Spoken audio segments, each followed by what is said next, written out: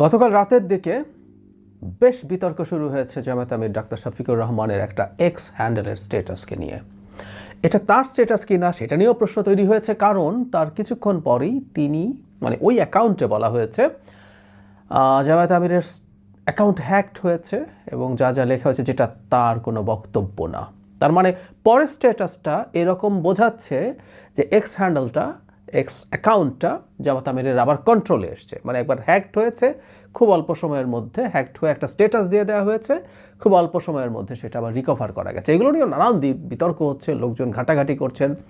ওই account verified একটা x account hack করা কতটা সহজ, করলে কতক্ষণে ফিরে আসে, এসব আলাপ টালাপ চলছে।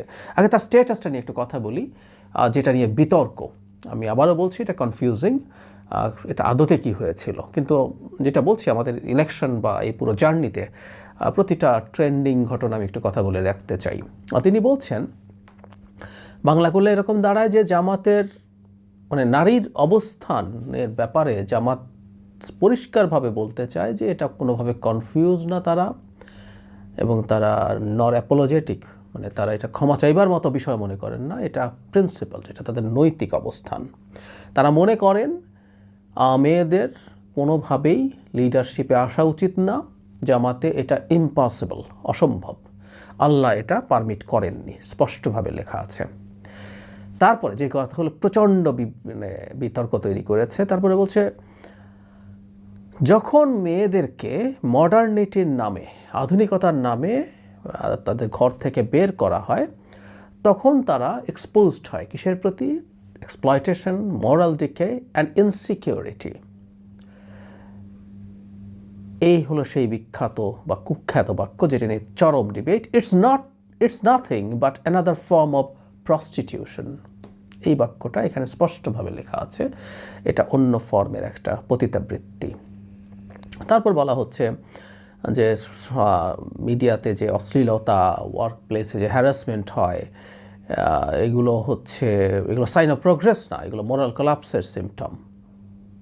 আবার বলা হচ্ছে তারা এই মরালিটির সাথে কোনো রকম কম্প্রোমাইজ করতে পারেন না, এটা যতটাই ফ্যাশনেবল হোক না কেন।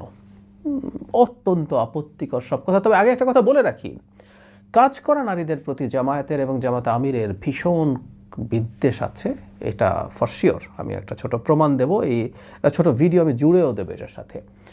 এরপরেই ওই যে বললাম, ওই স্ট্যাটাসটা দেওয়া হয়েছে যে এটা হ্যাকড হয়েছিল। এখানে একটা প্রশ্ন অনেকে তুলেছেন, এটা অনলাইনে বিভিন্ন রকমভাবে চ্যাট জিপিটি সহ বিভিন্ন ক্ষেত্রে তারা সার্চ টার্চ দিয়ে দেখিয়েছেন, একটা ভেরিফাইড এক্স অ্যাকাউন্ট হ্যাক করা ইজ অলমোস্ট ইম্পসিবল। কিন্তু যেটা জরুরি কথা এখানে বলা হচ্ছে, যদি একবার হয় সেটা, হ্যাঁ এটা করা যাবে না তা না, খুবই টাফ হলেও এটা করা যেতেও পারে, কিন্তু এটা যদি একবার হয়ে যায় অ্যাকাউন্ট রিকভারি করতে কমপক্ষে 2 সপ্তাহ লাগে। তার মানে এই যে খুব দ্রুত আবার বলা গেল এটা ওনার অ্যাকাউন্ট না। ইনফ্যাক্ট এই প্রবণতা আমরা আগেও দেখেছি, এটা কখনো কখনো কেউ একটা কিছু করে ফেললো, তারপর যদি খুবই প্রবলেম্যাটিক মনে হয় তখন অ্যাকাউন্ট হ্যাক হয়েছে, এভাবে এটাকে এড়িয়ে যাওয়ার চেষ্টা হয়। একটা ব্যাকল্যাশ তো হয়েছে, তীব্র মারাত্মক ব্যাকল্যাশ হয়েছে। সো এটা হতেও পারে যে স্ট্যাটাসটা তিনি নিজেই দিয়েছেন, এভাবে বলছি না, কারণ হলো এই ধরনের মানুষের অ্যাকাউন্টে অনেকেই লেখে, কয়েকজনের কাছে সেটার অ্যাক্সেস থাকতে পারে, এই অ্যাক্সেসটা একটা টিমের কাছে থাকতে পারে, তারা লিখে থাকতে পারে, কিন্তু অ্যাকাউন্ট থেকে এটা দেয়া হয়েছে, হ্যাকড হয়েছে, এটা না হওয়ার সম্ভাবনাও আছে। কিন্তু যে কথাটা বলছিলাম, এটা তীব্র বিতর্ক তৈরি করেছে। এই বিতর্কটা আসলে চলবে, কারণ সাম্প্রতিক সময়ে জামায়াতে ইসলামী এবং বিশেষ করে আমির আল জাজিরার কাছে স্পষ্টভাবে জানিয়েছিলেন যে নারীরা জামাতের প্রধান হতে পারবে না, কারণ নারী প্রেগনেন্ট হয়, নারী ব্রেস্ট ফিড করে তার শিশুকে, সেই কারণে। আর দীর্ঘদিন থেকে তিনি ঘরে থাকা নারীদেরকে এনকারেজ করছেন। 5 ঘন্টা যখন কাজ করার কথা বলছিলেন, তখন 3 ঘন্টার কম্পেনসেশন সরকার দেবে, আর যারা ঘরে থাকবেন তাদেরকে